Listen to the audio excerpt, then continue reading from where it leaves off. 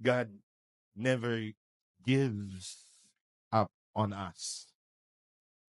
Ang sabi nga ng mahal nating Santo Papa, God does not get tired of forgiving. Ang Diyos ay hindi napapagod magpatawad. Ang Diyos ay hindi napapagod magmahal.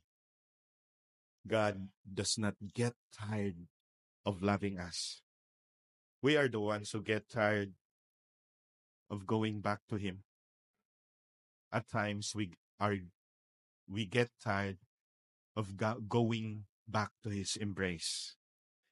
In this celebration, as we continue our Advent journey, let us allow the Good Shepherd to find us, trusting that His love will bring us back to where we belong.